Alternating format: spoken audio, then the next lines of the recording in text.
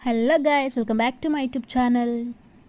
ఆషాఢ మాసం వచ్చేసింది కదా. ఆషాఢ మాసం అంటే ఏంటి? గోరింటాకు.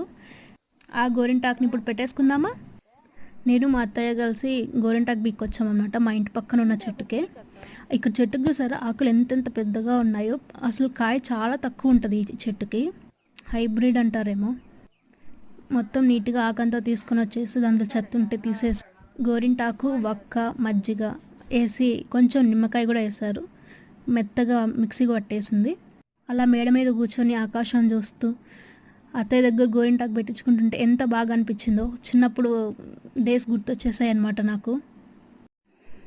గోరింటాకు గురించి కొన్ని ఫ్యాక్ట్స్ చెప్తాను. నార్మల్గా ఇది అందరికీ తెలిసిందే, గోరింటాకు మంచిగా పండితే మంచి మొగుడు వస్తారంటారు కదా. మీరు ఎంతమంది అది నమ్ముతారో కమెంట్ చేసేయండి. నార్మల్గా ఆషాఢ మాసంలోనే గోరింటాకు ఎందుకు పెట్టుకుంటారు అంటే చెప్తాను వినండి. ఆషాఢ మాసం మనకు వచ్చేది వర్షాకాలంలో కదా. వర్షాకాలం అంటే క్రిములు, చర్మ వ్యాధులు వస్తూ ఉంటాయి కదా.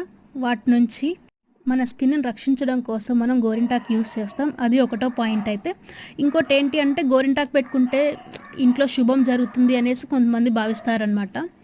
అందుకోసం ప్లస్ ఇంకోటి పెళ్ళైన తర్వాత గోరింటాకు పెట్టుకోవడం వల్ల శుభం అని భావిస్తారనమాట.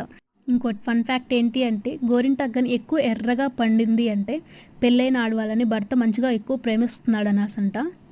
పెళ్ళి కాని ఆడవాళ్ళకి గోరింటాకు ఎర్రగా పండితే ఇంకా మంచిగా ప్రేమించే భర్త వస్తాడని అంట. అయితే మరి మీరు ఈ ఆషాఢంలో గోరింటాకు పెట్టుకున్నారా? కమెంట్ చేసేయండి.